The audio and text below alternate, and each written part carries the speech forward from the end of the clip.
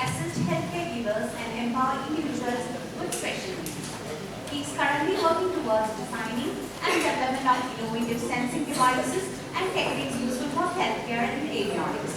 I welcome you, sir, to enlighten our students and faculties with your expertise. I also welcome Dr. Manisha Sharma, Head of Institution, Guru Nanak Ayurveda Medical College, Gopalpur, Ludhiana, to chair the session. Thank you.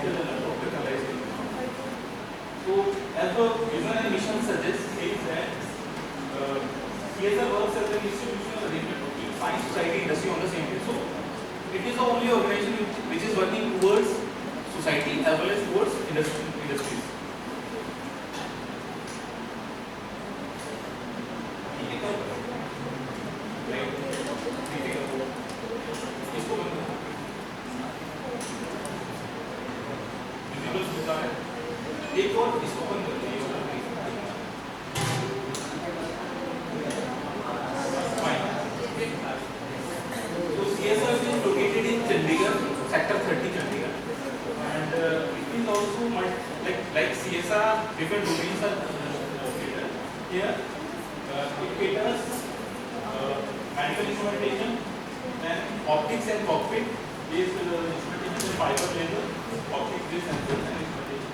So these are different areas where CSO is working, and you might have seen HUD, head up display. It is the India is actually the 6th country which has developed its own HUD, head up display, that is in Tejas plane. So our CSO has developed that. And regarding medical instrumentation, CSIU has developed LINAC machine many years back. So it is India's first machine. It is useful towards cancer patient treatment.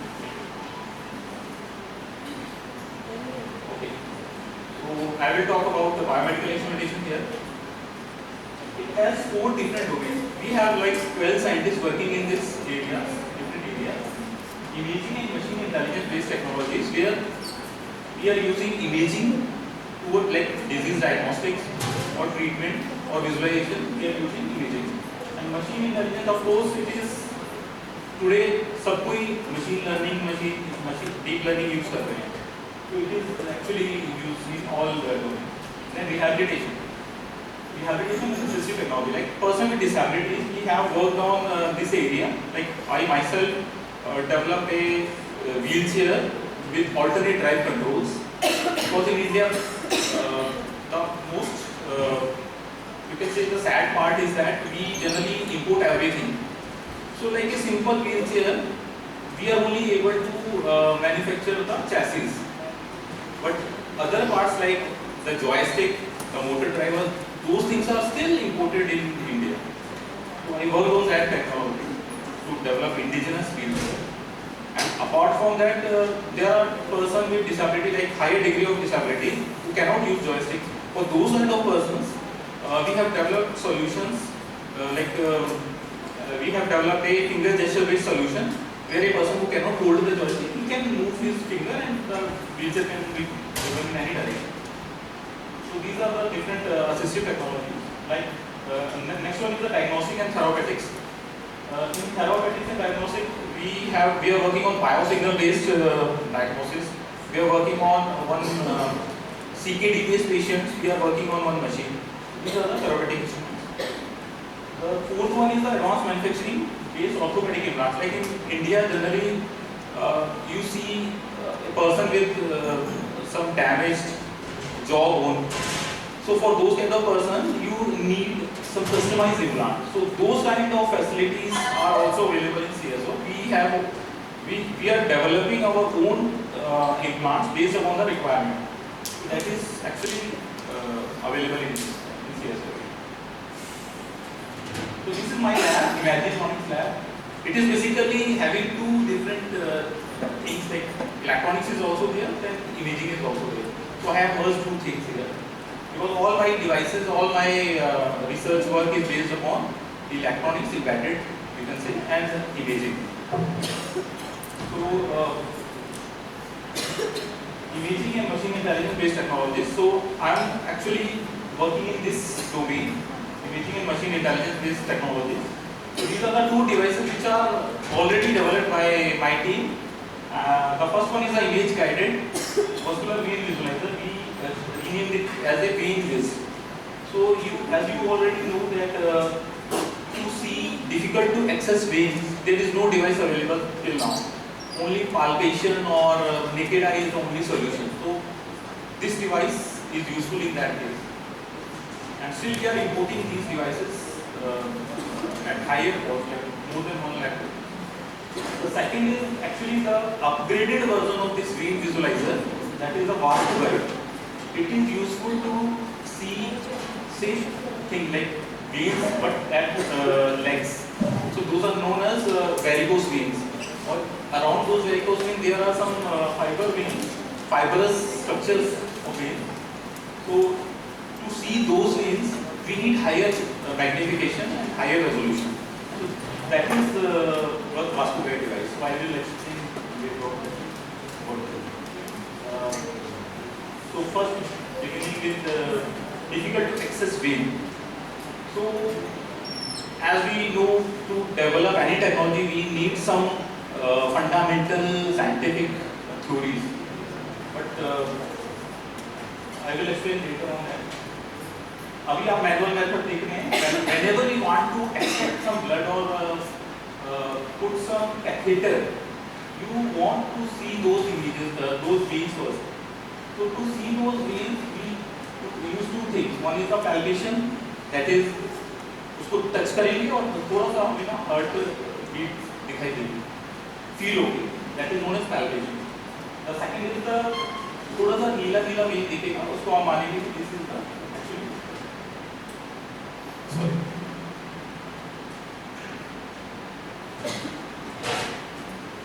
उसको हम मानेंगे कि ये veins है, because when में कुछ blood flow करेगा, थोड़ा सा नीला नीला दिखेगा.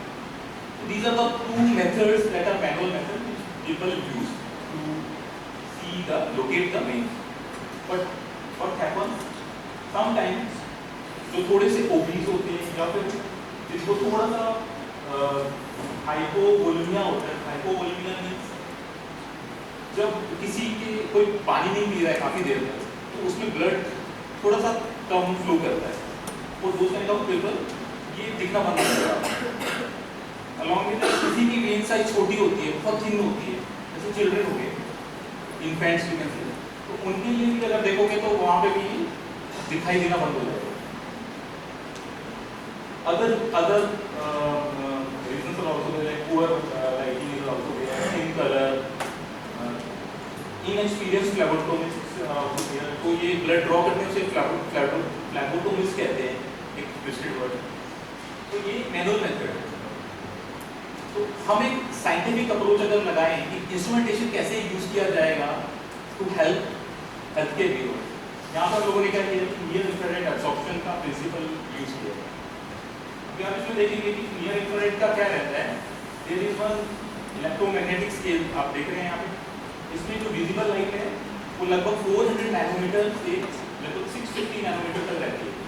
तो this wavelength we can see, इसको हम देख सकते हैं. But after 650 nanometre near infrared शुरू हो जाता है, फिर वो मिड इंफ्रारेड जाएगा, फिर फार इंफ्रारेड जाएगा, फिर वो थर्मल जाएगा, वो धीरे धीरे बढ़ता जाएगा. तो एक चीज आप देखेंगे कि वो लो एनर्जी है, that is not ionising, non ionising होगा. आयोनाइजिंग थोड़ा सा हाई एनर्जी होता है, वो हार्मफुल होता है. जैसे इस डायरेक्शन में आप मूव करेंगे, जैसे जैसे वेवलेंथ इस डायरेक्शन में जा रही है तो वो आयोनाइजिंग होना शुरू हो जाएगा. इसका जब हम मेडिकल पर्सपेक्टिव देखते हैं तो infrared, near infrared is safer. ये अप्रोच एक तो मेडिकली सेफ रहती है. अब इसका यूज देखते हैं, यूज किसका.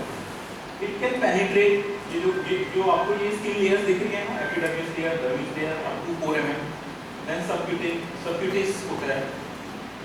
अगर आप देखेंगे कि वेवलेंथ ऑफ लाइट क्या है, देखेंगे कि अप टू 800 नैनोमीटर और 600 नैनोमीटर ये पेनिट्रेशन काफी ज्यादा बढ़ जाता है. तो if you can penetrate, you can view it on some camera, वो हम कर सकते हैं. एक ये फंडामेंटल आ गया. सेकंड फंडामेंटल क्या था, जब भी हमारा वेवलेंथ कोई भी एक पर्टिकुलर नियर इंफ्रारेड वेवलेंथ हमारे सबक्यूटेनियस लेयर्स को पास करेगा, तो उसमें क्या रहेगा आपके पास, हमारी बॉडी में उसमें वाटर होगा, अलॉन्ग विद दैट वेन्स होंगी जो थोड़ी सी सुपरफिशियल होंगी, और वेन्स के बाद क्या शुरू होगा, आर्टरी शुरू होगी. तो अभी आप वो जो ग्राफ देख रहे हैं वेवलेंथ का, उसमें अब्जॉर्प्शन कोएफिशिएंट दिख रहा है आपको. अभी इस अब्जॉर्प्शन कोएफिशिएंट में आप देखेंगे 750 टू 950 नैनोमीटर की जो विंडो है, इसे ऑप्टिकल विंडो कहते हैं. इस विंडो के अंदर आप देखेंगे कि जो वाटर है उसकी एब्जॉर्प्शन कम है, whereas HB और HBO की ज़्यादा है. तो हमारी वेन्स में क्या रहता है, HB होता है, आर्टरीज में HBO होता है, हेमोग्लोबिन, ऑक्सीजनेटेड हेमोग्लोबिन. तो इस कंडीशन का मतलब क्या हुआ कि जो वाटर है ना वो एब्जॉर्प्शन नहीं करेगा इस पर्टिकुलर विंडो में, इस पर्टिकुलर वेवलेंथ में. अगर वो एब्जॉर्ब नहीं करेगा तो इट मींस वो एक डेप्थ तक जाने देगा. बट हमारी जो वेन्स है वो एब्जॉर्ब करेगी, तो इट मींस जो रिफ्लेक्टेड स्पेक्ट्रा हमें मिलेगा ना, वो हमें कैमरा पे रिकॉर्ड कर सकते हैं. तो कैमरा पे क्या मिलेगा आपको, एक कॉन्ट्रास्ट मिलेगा. एक लाइट गई, रिफ्लेक्ट होके वापस आई, जहाँ पे हमें डार्क रीजन्स मिले, those regions are actually the absorb spectra. इसी पर्टिकुलर विंडो की बात कर रहा हूँ। उसको हम फिर क्या करेंगे, इमेज प्रोसेसिंग करेंगे, इमेज इनहेंसमेंट्स करेंगे। जो इमेज इनहेंसमेंट करते हैं तो उसके आउटकम क्या रहता है, ऑब्वियसली 2D इमेज होती है, वो 2D इमेज रियल टाइम में हम देख सकते हैं। तो in this way we can find the way. तो इसको कैसे देखा हमने, ऐसे। अब इसमें हम देखते हैं ऊपर से लाइट आ रही है, पर्टिकुलर वेवलेंथ स्पेक्ट्रा आ रही है, नीचे हमारा सबक्यूटेनियस फील्ड आ रहा है और रिफ्लेक्टेड स्पेक्ट्रा दोबारा से कैमरा एब्जॉर्ब कर रहा है। Of course there are some optical components involved in this which are filters are also there. Filter का यूज क्या है कि एक पर्टिकुलर वेवलेंथ की लाइट हमें रिफ्लेक्टेड वापस मिलनी चाहिए, तो हम वो हाई पास फिल्टर यूज कर देंगे यहाँ पे, क्योंकि वो इंफ्रारेड का एक पर्टिकुलर वेवलेंथ है, उसके ऊपर का हमें मिलेगा तभी हमें वो डार्क रीजन्स मिलेगा, अदरवाइज तो हमें बाकी वेवलेंथ भी मिल जाएगी ना, तो एनवायरनमेंट में से रिफ्लेक्ट होकर आ रही है। इन दिस वे वो जो रिफ्लेक्टेड इमेज आपको मिली वो और अच्छी कॉन्ट्रास्ट इमेज मिल गई। अभी जो ये आपको यहाँ दिख रहा है, this is the advance version of this device, जिसमें कि जब वो एब्जॉर्ब होकर ऊपर आ गई है, उसको फिर से आपने प्रोजेक्ट कर दिया ग्रीन कलर की लाइट से। तो ये ग्रीन कलर की लाइट एक्चुअली एक मैप है, मस्कुलर मैप है, जो कि दोबारा से प्रोजेक्ट हो गया ऑन योर सर्जिकल व्यू, जिसको आप स्किन कह लो। तो अभी आपको सपोज इसका क्लियर हो गया ना कैसे यूज हो रहा है, तो अब आप देखेंगे कि इससे हमें इंसर्शन पॉइंट मिल जाएगा। बेसिकली जब भी हमें ब्लड ड्रॉ करना होता है, जो नर्सिंग में आप लोगों को बेटर पता है, ओनली इंजीनियर यू आर और मेडिकल प्रोफेशनल्स, इसमें क्या होता है कि आपको कुछ बाइफरकेशंस होती हैं, उनको अवॉइड करना होता है आई थिंक। तो ये इंसर्शन पॉइंट बहुत इंपॉर्टेंट होता है। सेकेंड थिंग है कि जो हमारी वेन होती है उसको पंचर करना है, तो वो सेंटर से पंचर होना चाहिए, साइडवेज नहीं, वो भी इसमें इजीली मिल जाएगा। तो these are the two variants of our devices. तो पहला वेरिएंट है that is handheld, the second variant is actually the PC based. दोनों में डिफरेंस कुछ नहीं है, खाली ये पोर्टेबिलिटी के लिए फैक्टर से बनाया गया है। इसमें हम एम्बेडेड विजन के लिए कंट्रोलर यूज कर रहे हैं, जो कि बैटरी होगा।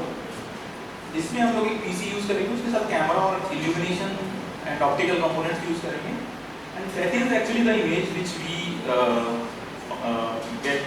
इसमें क्या होगा कि आपको जो ब्लैक पोर्शंस दिख रहे हैं ना, these are the reflected spectra, जिसे हमने और इनहेंस कर दिए हैं। It is giving you the actual waves.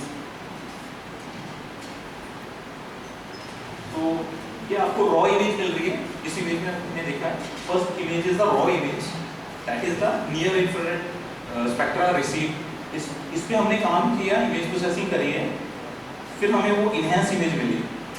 वो इनहेंस इमेज के बाद फिर हम ब्लड ड्रॉ कर रहे हैं आराम से। दैट इज एक्चुअली द, इसमें हम लोगों ने जो डिवाइस की बात कर रहे हैं, अगर हम जो मार्केट में अवेलेबल डिवाइस है, you can not save that image, but in our device we can even save that image, record 5 second clip also. So that is all available in this device, and we have already transferred it to one of the Vadodara based company, जो अभी इसको manufacturing start करने वाला है। तो बहुत जल्दी ये सबको मिलने मार्केट में आएगा। तो ये सारे इसके सैलिएंट फीचर्स हैं which जो कि इंपोर्टेड वर्जन्स में भी अवेलेबल नहीं है, और इंपोर्टेड तो मैंने देखा नहीं कोई यूज़ कर रहा है, बिकॉज सब लोग अपने एक्सपीरियंस के बेस पे करते हैं, फिर मल्टीपल पंचर करते हैं, फिर सबको पेनफुल लगता है। मेरा भी जो ये शुरू हुआ था वो कैसे हुआ था, जब मैंने प्रोजेक्ट को कैसे कंसेप्चुलाइज किया, मैं अपने बेटे के साथ गया, बेटे को कोई प्रॉब्लम आई तो ब्लड ड्रॉ के लिए उसको वेन नहीं मिल रही थी, तो मल्टीपल पंचर्स कर करके फिर उसको क्या हुआ कि 3-4 जगह पंचर गया, फिर दूसरी जगह भी पंचर गया, फिर मैंने सोचा कि इसमें कुछ काम किया जाए। इस तरह से कंसेप्चुलाइज हुआ था ये प्रोजेक्ट। तो it is very useful device I think.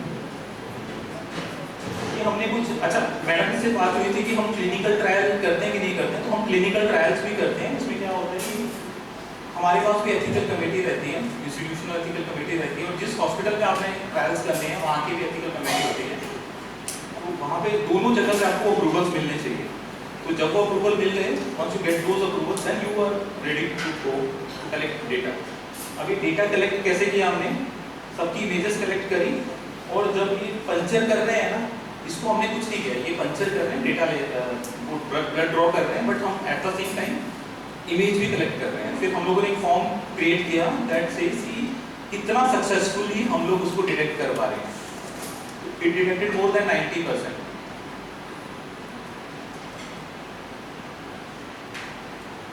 अभी नेक्स्ट जो मैंने आपको एक और इशू बताया था, दैट वाज वेरिकोस वेन। अभी आप देखेंगे कि वेरिकोस वेन स्टार्ट कैसे होता है। जो हमारा वेन्स होती है वो क्या करता है, डीऑक्सीजनेटेड ब्लड को दोबारा हार्ट की तरफ लेके जाता है। तो these veins have some kind of valves in it. आप देखेंगे ना वॉल्स, वो क्या करता है कि it opens to allow blood flow towards heart, but it gets close to prevent reverse flow of the blood. ये हमारा गॉड गिफ्टेड है सारा ये जो हमारी वेन्स हैं। इसमें क्या होता है कि जब भी नॉर्मली काम होता है तो वो हार्ट जैसे बीट कर रहा है काम करता है ऐसा, but once it is malformed due to certain reasons, बहुत लोग ना स्टैंडिंग जॉब करते हैं, जैसे हमारे सोल्जर्स हो गए ये सब, या वुमेन होगी, मोस्टली वुमेन में पाया जाता है, तो उनकी जो लेग पे जो वेन्स है ना उन पे बहुत स्ट्रेस आ जाता है, तो वहाँ पे जाके शुरू होती है बीमारी। इसमें क्या होता है, सेकंड वाला देखिए आप वेरिकोस वेन में वो जो वॉल्व है वो डैमेज हो जाता है, तो इट रिटेन्स दैट ब्लड। तो जब ब्लड रिटेन करेगा ऑब्वियसली वो थोड़ा सा आपको फूला हुआ सा दिखेगा, उसके अराउंड फिर क्या होगा, ब्लड लीकेज शुरू हो जाएगा, मल्टीपल प्रॉब्लम्स आपको समझ आएंगे। अच्छा, इसके अराउंड सराउंडिंग एरियाज में कुछ फाइबर्स वेन्स भी हो जाएंगे, जिसे टेलेंजेटिस कुछ कहते हैं, कोई टर्म है, जो बहुत ही पतली वेरिकोस वेन्स होती है। तो एक तो वो कॉस्मेटिकली भी अच्छी नहीं लगती हैं, और बाकी ये रीजन तो है ही। This is the conventional treatment of varicose vein. It is known as sclerotherapy. Sclerotherapy में क्या होता है कि you have to first detect the point. तो अभी क्या हो रहा है, अभी जो प्रेजेंट सिनेरियो है इसमें हम लोग एक अल्ट्रासाउंड प्रोब यूज करते हैं। We generally apply gel. तो डॉक्टर ने क्या किया, जेल अप्लाई किया उसके ऊपर और प्रोब से वो डिटेक्ट कर रहे हैं कहाँ पे वेरिकोस वेन्स है। तो जहाँ पे उनको वेरिकोस वेन मिल रही है तो they use to take one marker, permanent marker, उसको ऐसे मार्क करते हैं, you can see their markers. और इसकी जो इमेज आती है ना, ultrasound image, all of you know ultrasound image is not very simple, it is a complex image. तो वो ऐसे दिखेगी आपको, है ना। तो एक तो डॉक्टर का हाथ बिजी हो गया है ना वो डिटेक्ट करने में, फिर ये सब, और फिर जो आपको वो वेन मिली जो मालफॉर्म्ड वेन है उस पॉइंट को आपने मार्क करा, तो वहाँ पे आपको इंजेक्ट भी करना है। फिर क्या इंजेक्ट करना है, sclerosant fluid is there that used to उसको क्लोज कर देता है बेसिकली। एक्चुअली मल्टीपल वेन्स जा रही होती हैं, 2-4 बंद भी हो जाएंगे तो कोई फर्क नहीं पड़ता है। तो जनरली ये टेक्निक यही होती है कि जो वेन्स खराब हो गए हैं बंद कर दो। अभी आप इसमें देखेंगे कि बोथ हैंड्स मींस बिजी, है ना, प्लस वो प्रॉब्लम है मार्कर वाली। तो हम लोगों ने क्या किया, वेन विजुअलाइजर के पास गए दोबारा से कि इसी को कैसे अपग्रेड करें। अभी हम लोगों ने क्या किया कि सेम वेन विजुअलाइजर की अप्रोच अपनाई, हाई रेजोल्यूशन कैमरा यूज किया, इसमें एक चीज और ऐड करी, दैट इज एआई। एआई का क्या काम है यहाँ पे, whenever you want to mark something, है ना, to mark that thing you need marker, but here you can mark through software tools. तो जब भी आप कोई मार्क कर रहे हैं उसे मार्क कर दो, सॉफ्टवेयर उसको हमेशा ट्रैक करेगा। तो जब भी सॉफ्टवेयर ट्रैक कर रहा है तो आपको चिंता की जरूरत नहीं है, वो रियल टाइम में काम करता रहेगा। सेकेंड थिंग इज ड्यूरिंग वो जो अप्लाई कर रहे हो आप जेल, उसमें कुछ ना सुपरफिशियल वेन्स होती हैं, वो मिस कर देता है जनरली। ये हमने पीजीआई में ट्रायल करा था, उसमें देखा था कि कुछ वेन्स मिस हो जाती हैं, बट यहाँ पे मिस नहीं होती हैं। ये सारा रिकॉर्ड हो गया आपके पास। फिर आप आई थिंक ये मैंने सारे इसके पॉइंट दे रखे हैं, इसमें सारे जो भी पॉइंट्स दे रखे हैं सब में एक इंपॉर्टेंट फैक्टर क्या है, that is artificial intelligence use किया हुआ है। अभी जब भी हम आर्टिफिशियल इंटेलिजेंस की बात करते हैं ना, तो समझ लीजिए डेटा चाहिए, बिना डेटा के वो काम नहीं करेगा। तो इसकी सबसे बड़ी प्रॉब्लम क्या थी, इस तरह का डेटा जनरेट करना बड़ी प्रॉब्लम थी। We collected data from PGI, और पीजीआई में इतना रश होता है, वेरिकोस वेन पेशेंट्स का डेटा कलेक्ट करना वो सब बड़ा मुश्किल रहा। But we were able to create one deep learning model जो कि इसको डिटेक्ट करता है। तो ये आपको मैं दिखा रहा हूँ, ये मशीन लर्निंग का मॉडल है, वो सामने वो रिजल्ट दे रहा है आपको। उसमें मल्टीपल जो आपको कलर दिख रहा है ना, that scheme is actually saying कि एक वेन है वो कनेक्टेड है, तो वो एक कलर मीन्स वो कनेक्टेड है। जो दूसरी वेन है ना, वो दूसरा मैप है, उसमें लिखा रहा है कि वो डिफरेंट वेन है, तो different maps can be shown in different colour codes. So this is actually that Malcolm Bean image we have collected from PGI. This is the annotation जिसको हम लेबलिंग कहते हैं ना, तो ये लेबलिंग मैनुअल होती है, तो it took very large time, like हमारा बहुत सारा टाइम वेस्ट हुआ इसमें। ईच इमेज के अगेंस्ट हमें एक लेबल बनाना पड़ा, फिर उसे ट्रेन करा गया एक मशीन लर्निंग मॉडल में, देन हम लोग उसको दिखा रहे हैं। ये चल जाएगा, एक वीडियो है, आई थिंक ये चल रहा है।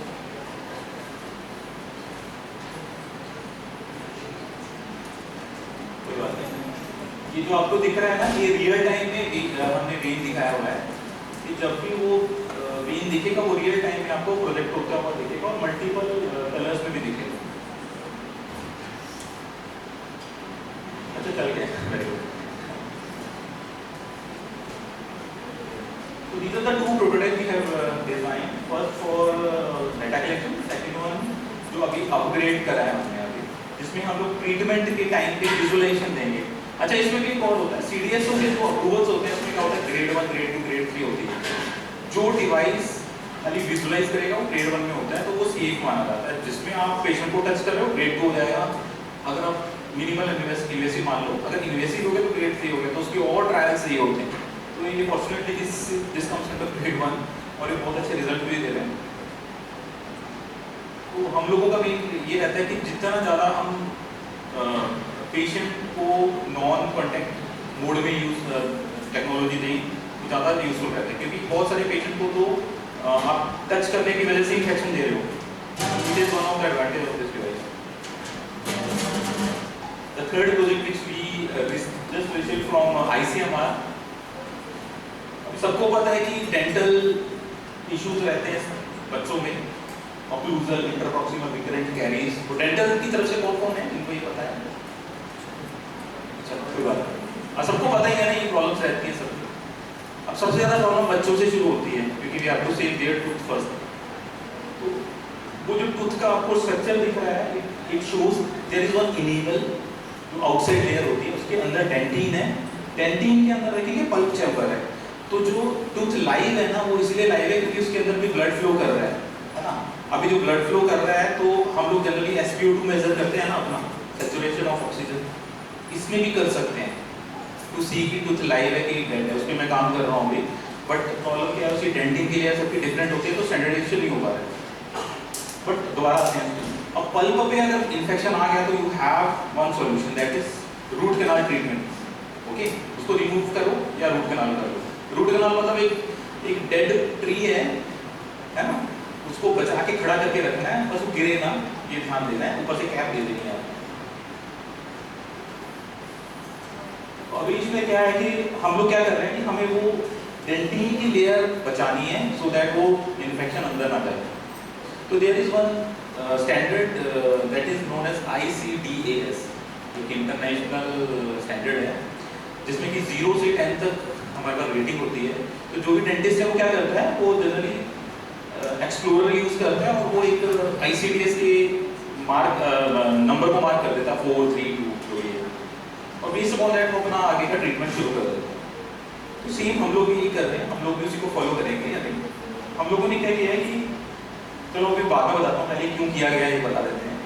तो early detection of caries, cavities and interproximal disease. अब देखो, जब भी कोई बैक्टीरिया आता है वो एक फिल्म बनाता है ना, वो फिल्म बनाने के बाद वो फिल्म पक जाती है, उसके नीचे बैक्टीरिया बैठा रहता है, फिर वो कैरीज बनती है। तो हमें अर्ली कैरीज पकड़नी है, तो बच्चों के अंदर से शुरू होती है। एक तो ये हमारे लिए इसका रीजन था करने का। सेकंड था कन्वेंशनल मेथड जो होते हैं, एक्सरे सबको पता है, हम लोग ना अवॉइड करते हैं, चाहे आजकल तो बड़ा लो एक्सपोजर भी हो गया है, बट फिर भी हम वो करते हैं और कॉस्ट तो है ही इन्वॉल्व।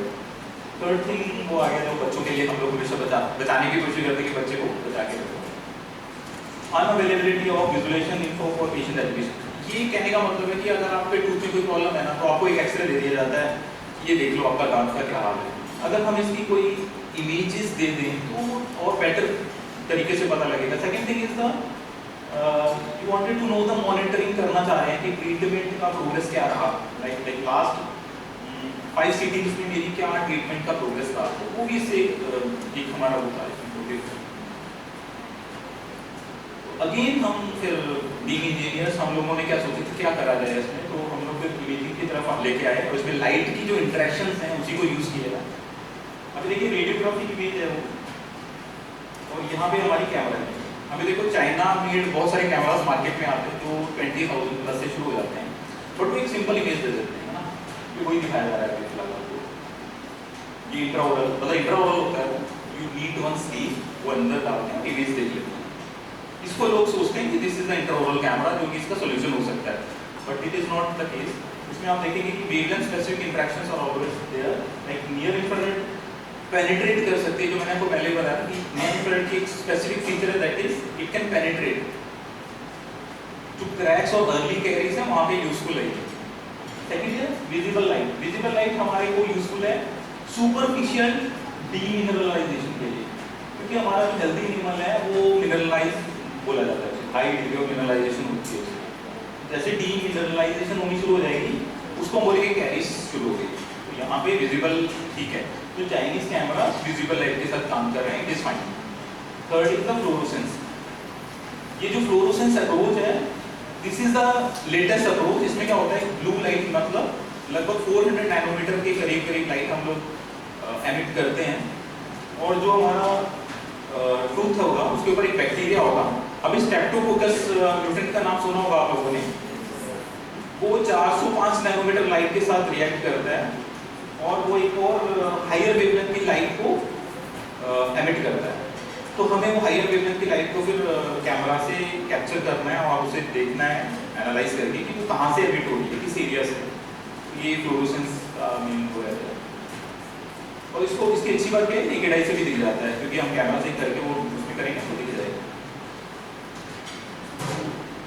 हमने फ्लोरोसेंस बेस को शुरू किया, इंफ्रारेड में भी हम काम कर रहे हैं, फ्लोरोसेंस को हमने शुरू किया है अभी। इसमें क्या है कि अब ये थिंग जो मैंने आपको बताया वो लाइट एमिट हुई हायर वेवलेंथ की, वो जो आपको ग्रीन दिख रहा है that is the healthy tooth, जो ब्राउन और रेड दिख रहा है दैट इज कैरीज और ब्लैक भी बनते हैं। तो दिस इज एक्चुअली अवर ये हमारा सेटअप बन चुका है और हम लोगों ने इसके ट्रायल्स भी शुरू कर दिए हैं। जो ये आपको पिक्चर दिख रही है ना, ये हमारे कैमरा की पिक्चर नहीं है, क्योंकि हमारा कैमरा अभी जो उसके हाथ में है वो है थोड़ा सा प्रोटोटाइप फॉर्म में है, बट ऐसा ही दिखेगा वो। और ये जो आपको इमेज दिख रही है 2.8 1.8 दिस शोज द रेटिंग।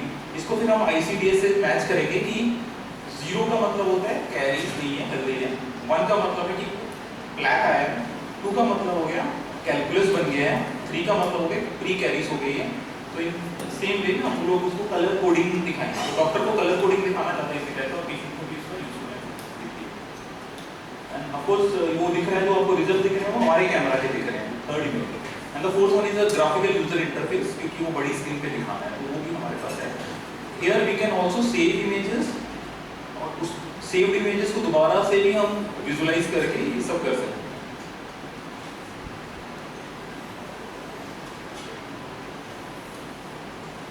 तो this is our upcoming research. अभी हम 2D इमेजेस पे काम कर रहे थे, अब हम फोटोग्रामेट्री पे काम करेंगे। फोटोग्रामेट्री में क्या होता है, मल्टीपल इमेजेस लेके उसको हम उसका स्ट्रक्चर भी दिखाएंगे।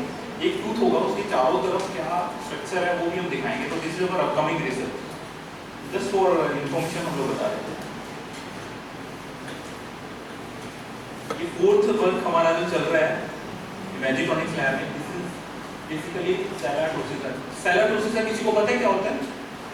एनीवन? तो जो हमारा पिट्यूटरी ग्लैंड होता है वो बहुत इंपॉर्टेंट होता है, हमारे मतलब इस हेड के सेंटर में लोकेट करता है।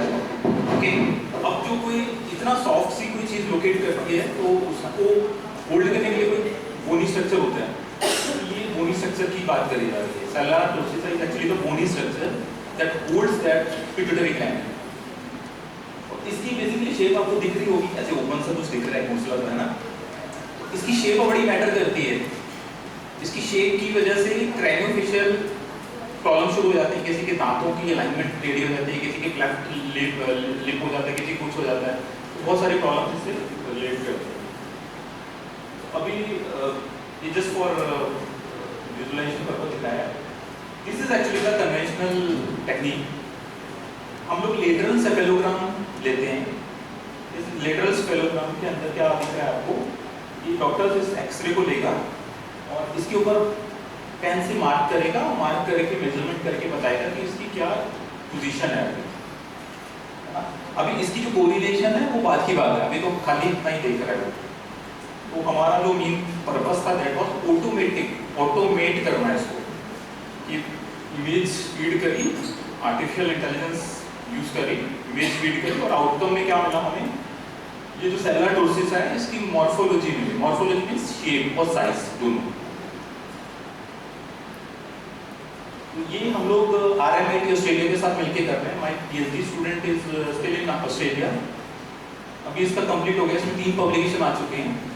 इसमें क्या होता है कि हम डेंटोफेशियल सेफेलोग्राम जो भी है वो ले लेंगे, इसके ऊपर हम लोग वही same we have to mark some annotations. ये फिर वो काम शुरू करना पड़ेगा, बिकॉज बिना एनोटेशन के आप लोग या लेबलिंग के आप एल्गोरिथम को ट्रेन नहीं कर सकते। यहाँ पे हमने एनोटेशंस दिया, देन उसको फिर हमने आउटकम पे क्या चाहिए, हमें 4 शेप्स चाहिए हमें, bridging, circular, Oval and flat. तो इनकी सिग्निफिकेंस होती है। ब्रिजिंग का मतलब है कि वेदर वो ब्रिज हो गया कि नहीं ब्रिज हुआ है, सेमी ब्रिज हुआ है, जो भी हुआ है। तो अभी तो फिलहाल 4 लेके चल रहे हैं। इनका फिर हम इमेज एनालिसिस और फीचर एक्सट्रैक्ट करके फिर कोरिलेट करेंगे, डिफरेंट क्लासिफाई करेंगे बेसिकली इसका इस डिजीज या इस डेंटोफेशियल एनोमली के साथ correlation. This is actually the work. इसमें हम लोग काफी प्रोग्रेस कर चुके हैं, हम क्लासिफाई कर चुके हैं इन चारों शेप्स को। और ये सारा डेटा ना आपको पता खुशी होगी कि हम लोग ना PJ चंडीगढ़ से ही कलेक्ट कर रहे हैं और वो ऑस्ट्रेलिया वाले हमसे मांग रहे हैं डेटा, हम उनको अभी दे नहीं रहे हैं, हम कह रहे हैं डेटा हमारा रहेगा। तो these are some of the results. ये पुराने रिजल्ट्स हैं, अभी तो लेटेस्ट आ गए हैं। तो वो जो आपको दिख रहा है ना टेस्टिंग लेवल, वो प्रेडिक्शन लेवल, ये प्रेडिक्शन इज इंपॉर्टेंट। तो these are my summary of research task. Health care providers के लिए क्या काम कर रहा हूँ मैं या मेरी टीम, और डिसेबिलिटी के सेक्टर में क्या काम किया जा रहा है। तो वीन विजुअलाइजर इज देयर, जो फ्लैबोटोमिस्ट के लिए काम है, वास्कुलाइट इज देयर, स्क्लेरोथेरेपी गाइडेंस के लिए। देन आयुर्वेदा के लिए भी मैंने काम किया है, वो मैं नेक्स्ट टाइम में बताऊंगा। Then stereoscopic vision for minimal invasive surgery में भी हम लोगों ने इमेज प्रोसेसिंग करके एक सेटअप तैयार किया था। 3D माइक्रोविजन फॉर डेंटिस्ट्री में हम लोग स्टीरियोस्कोपी, आजकल हमने माइक्रोस्कोप सुने होंगे जो डेंटल के लिए भी यूजफुल होते हैं, ये भी हम लोग बना रहे हैं। Then scan is actually the dental diagnostic, जो मैंने आपको बताया था। आई ओकुलोमिक्स, हमारी जो आई है ना, इसमें क्या होता है, स्क्लेरा होता है, आइरिस होता है, प्यूपिल होता है। तो रेटिनल कैमरा का नाम सुना होगा आप लोगों ने। रेटिना ना बहुत सारे डिजीजेस से कोरिलेट करती है। अगर उसकी मॉर्फोलॉजी को स्टडी किया जाएगा तो आप लाइफस्टाइल डिजीज को डिटेक्ट कर सकते हो अर्ली स्टेज में। इसमें हम लोग काम कर रहे हैं अभी। Robotic hospital logistic card, this is actually ये डिसेबिलिटी सेक्टर का है, बट हम लोगों ने क्या किया था उस वक्त कि हेल्थ केयर प्रोवाइडर्स को कोविड टाइम्स में एक ऐसी कार्ड चाहिए थी कि वो मेडिसिन को लेके एक वार्ड से दूसरे वार्ड तक जाए। तो इसलिए ये यहाँ दिख रहा है आपको, ये हमने बनाया था। डिसेबिलिटी सेक्टर में हम लोग काम कर रहे हैं फिंगर जेस्चर बेस्ड सॉल्यूशंस के ऊपर, हेड जेस्चर बेस्ड सॉल्यूशन के ऊपर, जो हेड की मूवमेंट से हम लोग कुछ करना चाहें। देन मोबाइल असिस्ट को हमें नेशनल अवार्ड मिला था मिनिस्ट्री से, राष्ट्रपति जी से। Then AI augmented multimodal alternate controls, ये हम लोग अभी लेटेस्ट काम कर रहे हैं। इसमें क्या होगा, जिस पर्सन की फेशियल फीचर्स हैं या कोई भी ऑर्गन है, उससे हम लोग कैसे कम्युनिकेशन क्रिएट कर पाए, ये अभी हमारा काम चल रहा है।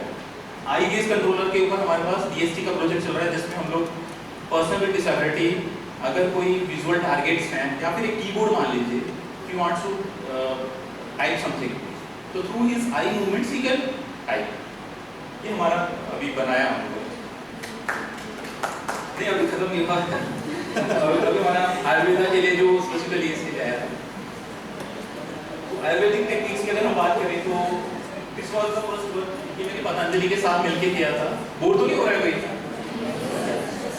अभी पतंजलि के साथ क्या किया था, हमने एक छोटा सा कैमरा बनाया, इसमें हमने जो आई की इमेज कलेक्ट करी, आई में जो स्क्लेरा है, white part is the sclera region, इस स्क्लेरा रीजन का कलर के ऊपर हम लोगों ने एनालिसिस कर दिया और बहुत सारा डेटा कलेक्ट किया हमने।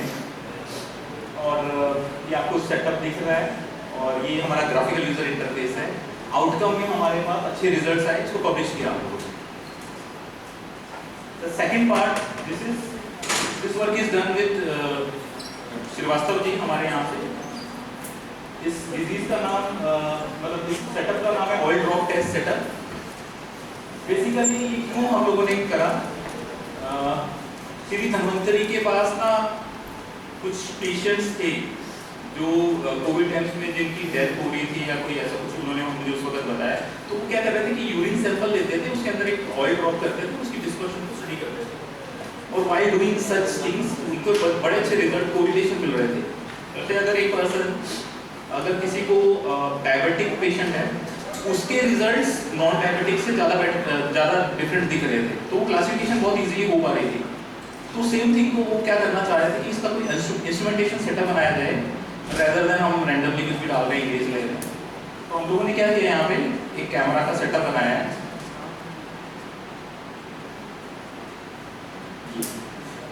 ये सेटअप रेडी हो गया, इसका हम लोग पेटेंट फाइल करने वाले हैं। इसमें आप देखेंगे क्या हो रहा है, हम लोग इस सेटअप में जब भी हम कोई ड्रॉप रिलीज करते हैं ना, तो वो रिलीज करने के बाद क्या हो रहा है, उसके 10 सेकेंड तक हम रिकॉर्डिंग करते हैं। उसमें क्या होता है कि अगर वो ड्रॉप नीचे बैठ जाती है तो क्या कोरिलेशन होनी चाहिए, वो डॉक्टर्स की वो है। हमारा काम इतना ही इंस्ट्रूमेंटेशन सेटअप है, बिकॉज हमें इतना बैठते नहीं है हम लोग। उसके बाद नेक्स्ट क्या हुआ कि अगर वो ड्रॉप डिस्पर्स होगी तो कितनी डिस्पर्स हो रही है, क्या शेप बन रही है, किस डायरेक्शन में जा रही है, वो हम सारा एक्सट्रैक्ट कर रहे हैं। फिर हम इसे मशीन लर्निंग में देंगे। ऑफ कोर्स वो डेटा इधर लेबलिंग डेटा डॉक्टर साहब देंगे, फिर हम उसको कोरिलेट करा के रिजल्ट्स दे रहे हैं और फिर वैलिडेट कर रहे हैं पेशेंट्स के पैरामीटर्स। ये जो है ये मतलब ये जो ब्रीच था डॉक्टर श्रीवास्तव जी का था यहाँ पे, और वो चाहते थे कि जो हमारे पुराने जो लिटरेचर है उसमें से कुछ अगर हमारे पास टेक्नोलॉजी है कोई, तो उसको हम लोग कैसे इंस्ट्रूमेंटेशन से वैलिडेट कर पाए। तो ये वैलिडेशन के लिए पॉइंट ऑफ व्यू से बहुत अच्छा काम लगा। ये मैं आप लोगों के लिए बता रहा हूँ। देखो, अगर आप सच में आयुर्वेद के लिए कुछ काम कर रहे हो तो आपको इसको इंस्ट्रूमेंटेशन के साथ जोड़ोगे तो क्या बनेगा। टंग डायग्नोम, मैं इमेजिंग की बात करूंगा because I am from that background. Tongue diagnostics, tongue की इमेज लो, डायग्नोस्टिक्स करो। स्किन कलर और उसका टेक्सचर को लेके डायग्नोस्टिक्स कर सकते हो। आई के ऊपर मैंने बता दिया, कंजक्टिविटीज हो गया या आपका जॉन्डिस डिटेक्शन हो गया, ये कर सकते हो आप। Then nail color and shape. Nail color and shape से even you can find the hemoglobin. इस पे लिटरेचर है। ये सब मैंने जस्ट आपके इंफॉर्मेशन के लिए बता रहा हूँ। टंग डायग्नोसिस में वो देखिए कुछ इमेजेस मिलेंगे आपको ऐसे, बस आपको कुछ नहीं करना है, हाई रेजोल्यूशन इमेज कैप्चर करनी है, एनालिसिस करना है based upon colour, coating, cracks, moisture, shape, इसके बेसिस पे। और जो आपको वो टॉक्सिन ये सब है, ये आपको पता होगा, हमको खाली ये प्रोसेस का पता है ना। ऑफ कोर्स AML अभी भी यूज होता है। अब देखो बिना AML इज जस्ट लाइक आलू, वो किसी भी सब्जी में डालना पड़ेगा, अदरवाइज वो टेस्टी नहीं है, और वो बहुत यूजफुल भी है। जहाँ पे डेटा आएगा वहाँ AML आएगा ही आएगा। देन फेशियल एनालिसिस, इसमें आप देखेंगे दोषा प्रोफाइलिंग कर सकते हो आप। देन थर्मल इमेजिंग वो दिख रहा है आपको। इसमें क्या होगा कि अगर किसको पित्त दोष है तो जैसे डिफरेंट पार्ट्स ऑफ बॉडी की अगर आप थर्मल एनालिसिस करके देखोगे तो पता लगेगा कि इस पार्ट में हीट जनरेट हो रही है। तो देखो टेक्नोलॉजी कितना हेल्प कर सकती है आपको, क्योंकि आयुर्वेदा में तो आपको बोला जाएगा पित्त दोष है, पर यहाँ वैलिडेट हो जाएगा। अब जस्ट एक छोटा सा मैंने ऐसे बनाया था, अब पता नहीं आप लोगों को इसका पता होगा या नहीं। आयुर्वेदा को सब जनरली ना हम लोग डाउट की नज़र से देख रहे हैं, है ना। तो क्या रीजंस हैं इसके? सबसे पहले लैक ऑफ स्टैंडर्डाइजेशन, मतलब ये मुझे लगता है, हो सकता है गलत हूँ मैं, I don't know, being engineers perspective मतलब ऐसा लगा मुझे। तो प्रॉब्लम क्या है कि अगर डिफरेंट रीजन से हम लोग कोई हर्ब लेते हैं, हार्वेस्ट टाइम डिफरेंट है, प्रिपरेशन मेथड डिफरेंट है, तो उसकी कैरेक्टरिस्टिक्स तो डिफरेंट होंगी ना। बट अगर इसको दूसरी साइड से देखें एलोपैथी की तरफ से, तो जो उनके सॉल्ट्स होते हैं वो हमेशा सेम उनकी जो भी रहती है सेम रहती है कन्फिग्रेशन, केमिकल कन्फिग्रेशन। तो मुझे लग रहा है यहाँ पे ये एक रीजन हो सकता है, मतलब रिजल्ट्स ना आने का। सब्जेक्टिव डायग्नोस्टिक्स, इसमें क्या होगा कि जैसे नाड़ी परीक्षा हो गया, प्रेफरेंशियल एनालिसिस हो गई, ये मैंने वर्ड्स लिए हुए हैं आयुर्वेदा से, तो ये प्रैक्टिशनर डिपेंडेंट हो सकते हैं, है ना, ऑफ कोर्स, है ना, और क्वांटिफिकेशन भी नहीं रहता इसमें। तो अगर हम इसको मॉडर्न मेडिसिन में ब्लड टेस्ट रिपोर्ट्स या स्कैन के साथ कोरिलेट करा पाएँ तो it can enhance it's outcome, मतलब वो एक्यूरेसी बढ़ेगी। Integration gap with modern science, अभी मॉडर्न साइंस की बात करते हैं तो ऑफकोर्स हम लोग एलोपैथी की तरफ ही आते हैं सारे। तो जो साइंटिफिक टूल्स हैं हमारे एलोपैथी में, उसको और इनको कैसे हम लोग कोरिलेट करें, ये मेरे को लग रहा है कि इंटीग्रेट करना चाहिए। जैसे ऊपर वाले में भी हम लोगों ने वही किया था, ब्लड टेस्ट रिपोर्ट के साथ करा, सेम यहाँ पे भी हमें कोरिलेट करना बहुत ज़रूरी है। कमर्शियलाइजेशन विदाउट रेगुलेशन, अभी इसमें हम लोगों के पास मेडिकल डिवाइसेस में CDSO के रूल्स अप्लाई होते हैं। यहाँ पे आई डोंट नो किस पे क्या रहता है, आई थिंक इसमें ये मुझे लग रहा है FSSAI का ही रहता होगा मोस्ट प्रोबेबली, और ये फूड कैटेगरी में आता होगा। तो इस पे फिर हमें थोड़ा सा रेगुलेशन की ज़रूरत है, एडल्ट्रेशन और ये सब, क्योंकि ज़्यादातर लोग बोलते हैं हैवी मेटल है मत यूज़ करो, तो यहाँ पे नहीं चाहिए। Then mismatch with fast paced expectations, अभी सर दर्द होता है तो गोली खा ली पैरासिटामोल तो ठीक हो गया। इसमें मेरे को डॉक्टर साहब ने एक बार बताया था कि आपको हेडेक है ना, गोली देता हूँ पर शाम तक असर करेगी, तो शाम तक किसके पास रही, अभी तो चाहिए घंटे में चाहिए आने। तो यहाँ पे थोड़ा सा रहता है, बट इसका एक फायदा ये है कि आयुर्वेदा से जो हेल्प मिलती है ना, हीलिंग होती है, वो परमानेंट हो जाती है, वो टेम्पररी होती है, वो आपको सिर्फ ब्रेन को सिग्नल बंद कर रहा है, यहाँ पे आपका बीमारी ठीक हो रही है। ये थोड़ा सा मैंने जैसे लिखा था, व्हाट्स द वे फॉरवर्ड, क्या होना चाहिए to bridge this gap. Standardisation करना चाहिए, गुड मैन्युफैक्चरिंग प्रैक्टिसेस करके, प्रोफाइलिंग करके, सब करके, क्वालिटी कंट्रोल करके। Then conduct rigorous trials, collaborate with biomedical researchers, of course हमारे साथ करो आप लोग CSO के साथ, तो we can help you. Biomedical tools में भी we can help you. Then building integrated care model, Ayurveda हो गया, मॉडर्न डायग्नोस्टिक हो गया या डेटा हो गया, ये सब हेल्पफुल हैं। और नीचे मैंने लिखा हुआ है NLP का मतलब है natural language processing. Deep learning के बहुत सारे मॉडल्स यूज किए जाते हैं बहुत सारे कामों के लिए, जहाँ से लिटरेचर में से कुछ एक्सट्रैक्ट करना होता है। तो why don't we do such things in like Sanskrit में कोई लिटरेचर है हमारे पास, उसको एक्सट्रैक्ट किया जाए, वहाँ से वो नॉलेज बेस उठाया जाए और हम लोग जो हमारे वैद्य हैं वो कोरिलेट करें और फिर एक मॉडल दें कि ये सब प्रॉब्लम्स हैं तो ये सॉल्यूशन है इसका। तो I think it can help. और आयुष मंत्रालय कुछ कर तो रहा है इस डायरेक्शन में, मुझे पूरा क्लियरली पता नहीं है, इस पर आई थिंक काम हो रहा है। देन ट्रांसलेट कंसेप्ट में है मैप टूशा टू जीनोमिक्स मेटाबोलोमिक्स, ये हमारी कुछ लैब्स हैं, यहाँ पे नाबी लैब है और ये नाइपर है, ये शायद इसमें हेल्प कर सकते हैं और कर भी रहे हैं शायद। Train both Ayurvedic and allopathic doctor, मतलब आयुर्वेदिक वालों को थोड़ा उनका बताओ, उनको थोड़ा इनका मीटिंग होती रहनी चाहिए, तो वो अभी कोविड टाइम्स में आई थिंक बहुत सारे एलोपैथिक डॉक्टर्स ने बोला था, माना भी था कि आयुर्वेदिक का थोड़ा हेल्प मिलता है। और finally academic startup practitioner collaboration, ये बहुत ज़रूरी है, इसके बिना काम नहीं होगा और फंडिंग के बिना तो वैसे ही होगा। तो why should we still take Ayurveda seriously? 5000 साल पुरानी लेगेसी हम क्यों वेस्ट करें? हमारे जैसे चाइनीज अपना प्राउड है वो लोग अपने उस पर, हम इंडियंस इसको ऐसे छोड़ के बैठे हुए हैं, है ना। और एफिकेसी भी प्रूव हुई है डाइजेस्टिव के लिए। 4-5 साल पहले मैं डॉक्टर से मिला था ना, तो मुझे डाइजेस्टिव प्रॉब्लम हुई थी, तो डॉक्टर साहब ने मुझे दिया था, इससे बहुत एलोपैथी से मैं ठीक नहीं हुआ तो इससे हो गया था, मतलब ऐसा कुछ मुझे फील हुआ कि बहुत जल्दी इफेक्ट करती है। स्ट्रेस स्लीप इसमें भी काफ़ी यूजफुल है। देन क्रॉनिक लाइफस्टाइल कंडीशंस, तो इन सब में तो ये इसका माना हुआ है कि ये काम करती है। दैट्स व्हाई वी हमें आयुर्वेदा को सीरियसली लेना चाहिए। ये कुछ हाई इम्पैक्ट एरियाज हैं जो आप लोग देख सकते हो। तो थैंक यू, जय हिंद।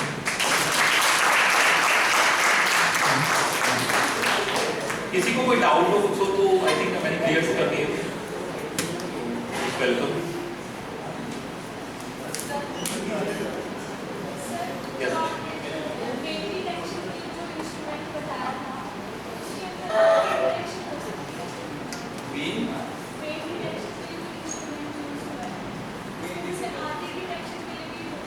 आर्टरी डिटेक्ट हो सकती है, बट आर्टरी की जो डेप्थ है ना वो काफ़ी नीचे रहती है, इसकी जो पेनिट्रेशन है वो इतनी नहीं हो पाती। That is why ultrasound is a perfect tool to detect arteries. Vein के लिए सूटेबल है, तभी तरह वेन विजुअलाइजर भी दिया है। आर्टरी तक फुल डेप्थ में नहीं जा पाएगा, नहीं जा पाएगा क्योंकि पेनिट्रेशन चाहिए।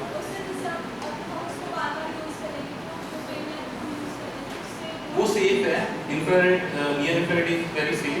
सिर्फ एक इसमें एक ही इशू है, दैट इज इसमें एक हीटिंग सेंसेशन मिलती है आपको, मतलब इंफ्रारेड को हीटिंग के लिए क्या कहा जाता है, तो बस और कोई इशू नहीं है, मतलब आपके सेलुलर स्ट्रक्चर को कोई चेंज नहीं करेगा ये। बट एक्सरे और वो यूज करोगे या उसमें आपका चेंज होगा।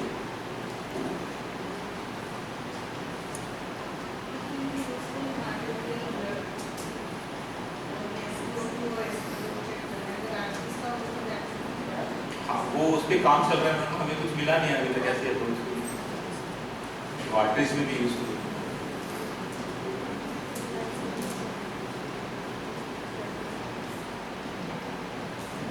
Thank you. मेरा थोड़ा सा काम है उसको समराइज करके दिखाया हुआ है।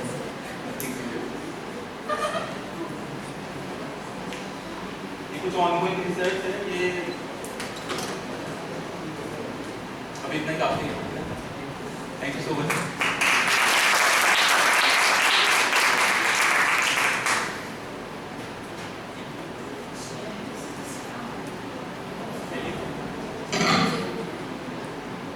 Thank you so much, sir, for an inspiring and eye-opening session. Now I invite Dr. Manisha Sharma ma'am to give her expert opinion.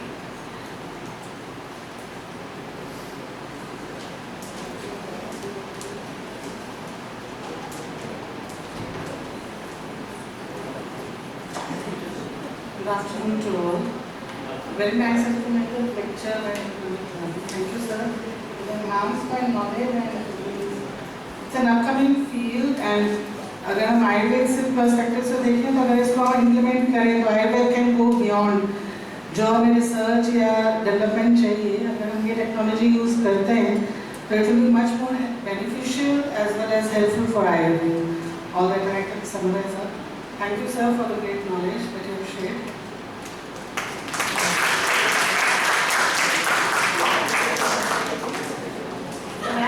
Now I request Dr. Anuj Kohli sir to felicitate our speaker, Dr. Abdullahi sir.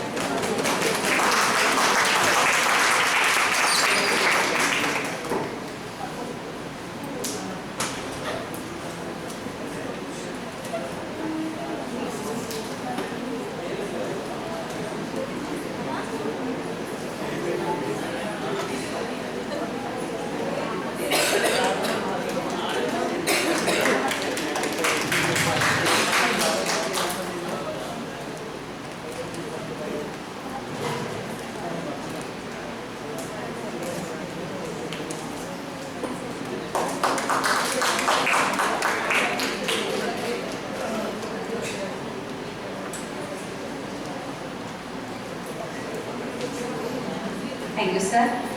Now I request Dr. Sumit Malkarna to felicitate our chairperson, Dr. Manisha Sharma.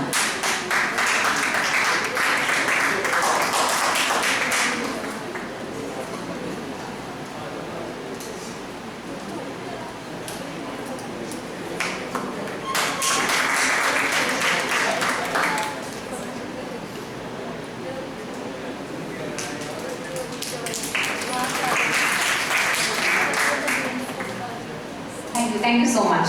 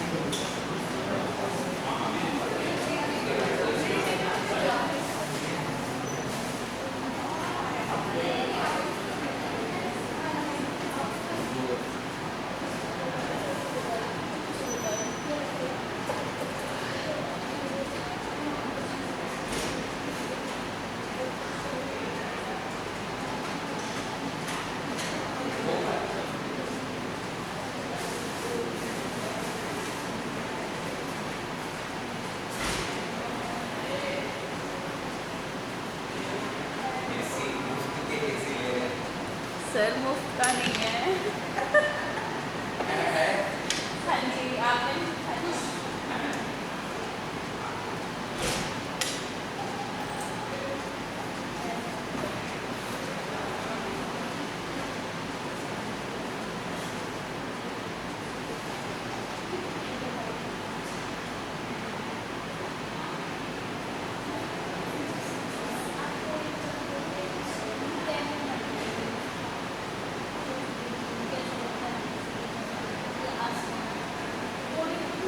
School में तो फिर भी काफी सब बात में खोट खाट हो रही कि आप बच्चे हो तो इसको बंद करना आता है क्या?